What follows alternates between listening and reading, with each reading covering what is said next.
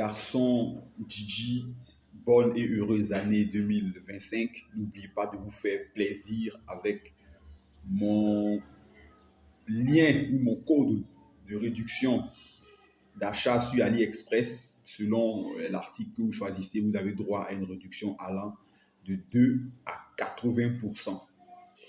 Le sujet qui nous réunit aujourd'hui est une question d'un abonné. Un abonné qui aimerait savoir, il y a un abonné qui pose la question de savoir, n'est-ce pas du fait de l'existence de la clause de la nation favorisée et de celle de la nation défavorisée que le commerce intra-africain, le commerce inter-africain ou le commerce sud-sud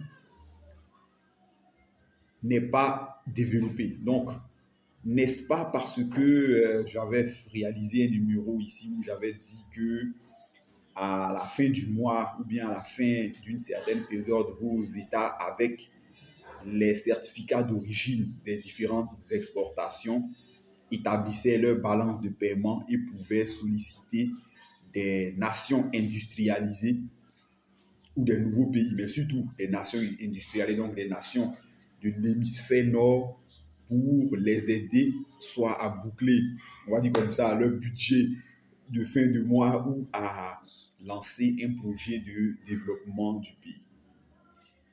Alors,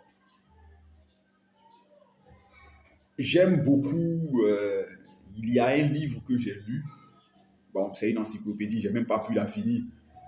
En ce moment, j'étais encore un jeune collégien, mais j'étais très curieux et j'avais un abonnement dans une bibliothèque qui, en principe, était dédiée aux élèves du primaire, mais la bibliothèque était très riche.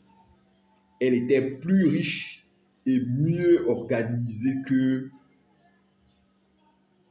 la bibliothèque de mon collège ou de mon lycée dans lequel j'allais à l'école, dans lequel j'étais. Et donc, chaque mercredi après-midi et chaque jeudi après-midi où je n'avais pas cours, eh bien, j'allais me délecter, me gaver des livres. Et le bibliothécaire, monsieur Kwame Maurice, qui s'est pris d'affection pour moi parce que j'étais quasiment le seul abonné le plus régulier, m'a donné quartier libre afin que je puisse explorer et lire tous les bouquins qui étaient supposés ne pas être au-dessus de mon entendeur ou bien de mon entendement.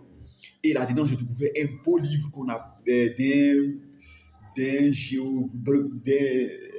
géographe économique français. C'est pas que ça, je me rappelle plus de ses prénoms, mais du nom de Maréchal, et qui avait écrit Les Afriques.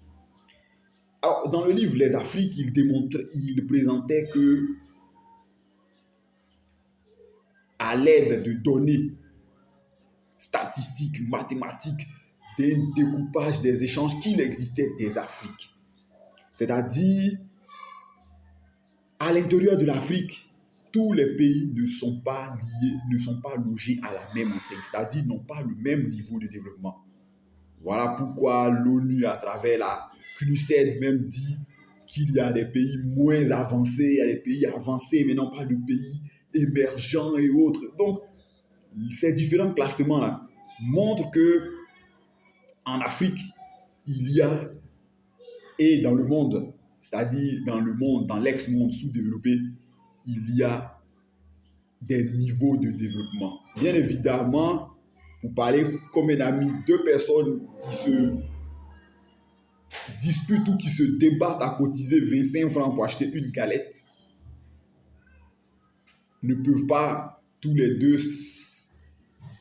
savoir en haute estime, c'est-à-dire des deux pays du Sud, on va dire comme ça, deux pays du Sud très sous-développés, permettez-moi ce terme-là, très sous-développés, ne peuvent pas se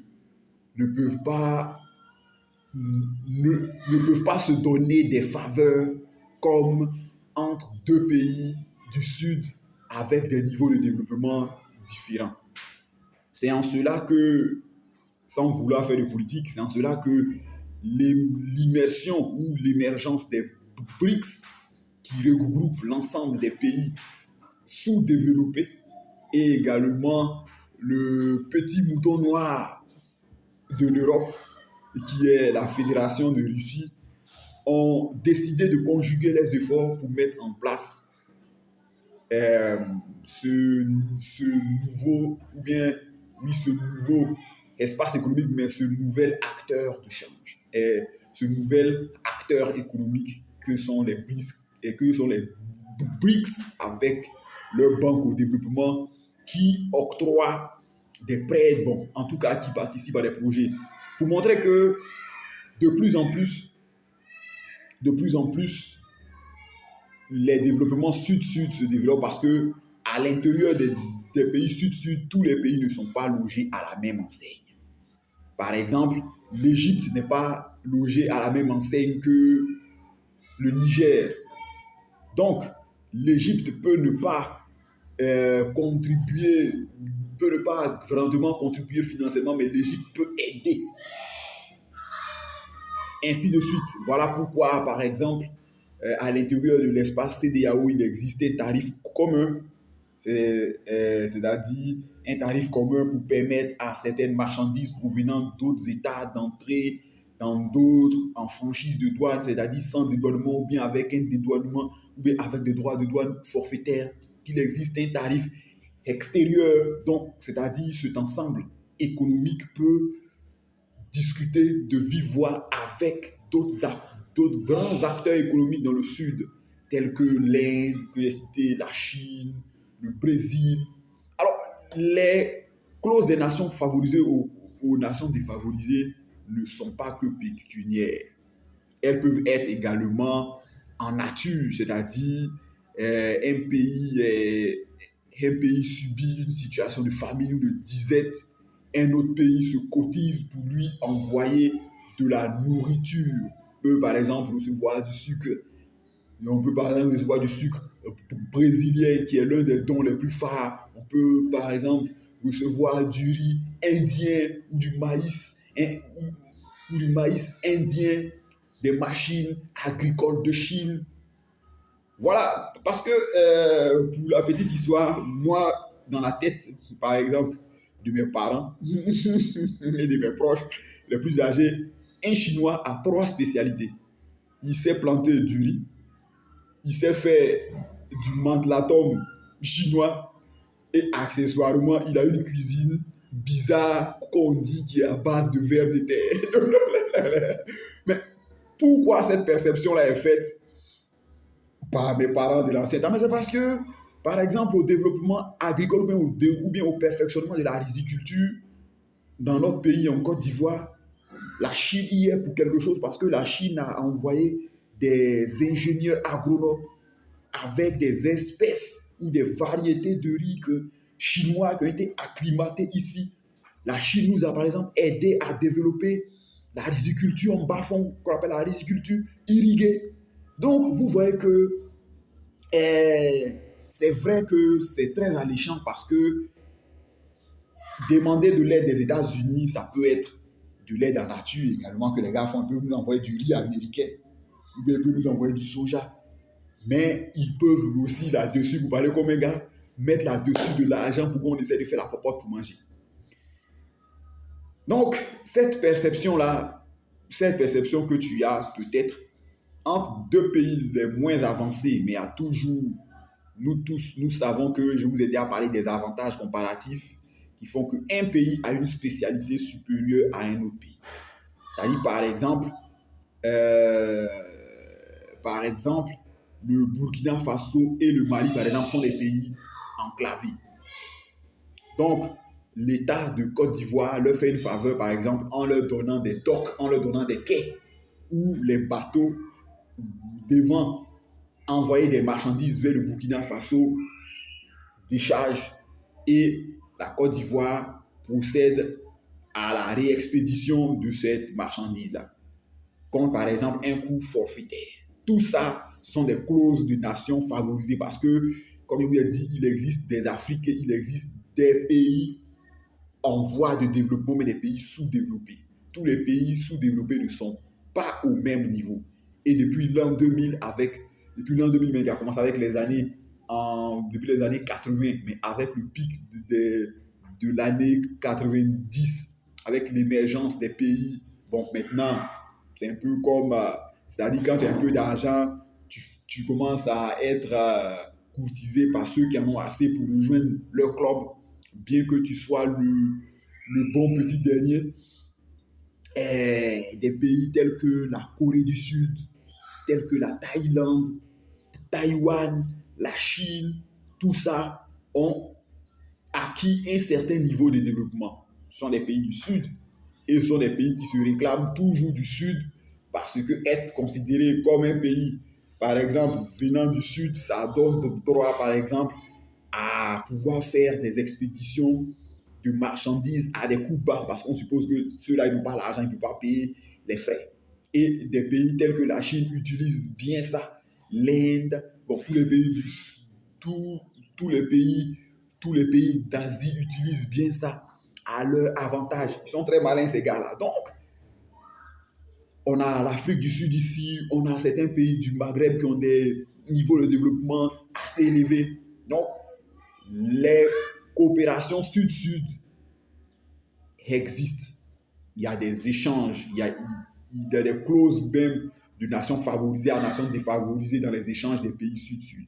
Je citerai par exemple entre le cas du Maroc et l'ensemble de tous les pays faisant partie de la CEDEAO. Il y a une clause de nation favorisée à nation défavorisée qui existe. L'ancienne Libye de Kadhafi, quand elle avait ses finances et sa gouvernance générale en ordre, il y avait cette clause-là qui nous liait à eux, même la Côte d'Ivoire, face à d'autres pays également, est dans une position de nation favorisée à nation défavorisée. Maintenant, ce qui fait que ça ne se développe pas, comme j'ai dit, c'est généralement la perception de la pertinence d'être une nation favorisée par rapport à une autre nation. Parce que être la nation favorisée par rapport à une nation défavorisée, ça, par exemple, c'est être dans la position du grand frère qu'éternellement les bons petits derniers ou bien les petits qui ne veulent rien faire vont toujours solliciter. Donc, certains chefs d'État préfèrent faire du business soit avec les nouveaux pays industrialisés que j'ai cités, les nouveaux pays, la Chine, Taïwan, la Corée du Sud, l'Inde, le Brésil, l'Argentine, le Mexique, pour ne citer que ceux-là. Parce que là-bas, au moins, quand on est dans une clause de nation favorisée à nation défavorisée, ceux-ci peuvent soutenir ton développement économique de façon continue, voire poussée. Voilà. Donc, le fait que le commerce sud-sud ne soit pas très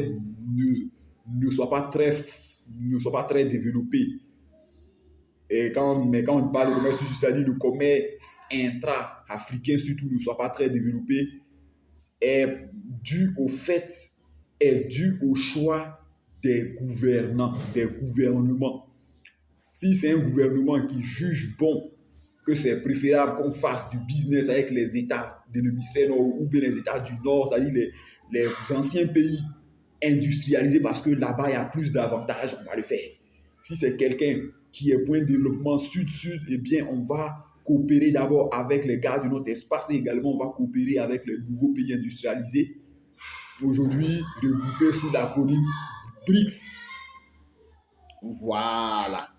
Donc, on va se retrouver pour une prochaine vidéo. N'oubliez pas, nous sommes en janvier et faites-vous plaisir en utilisant mon code promo et mon code de réduction pour bénéficier de réduction de 2 à 80 $, et 2 à 80%, 2 à 80% de réduction sur les prix des marchandises que vous allez acheter sur AliExpress. Ça participe également au développement du commerce sud-sud. Voilà, c'est une clause de nation favorisée à Nation défavorisée. Ciao et à la prochaine.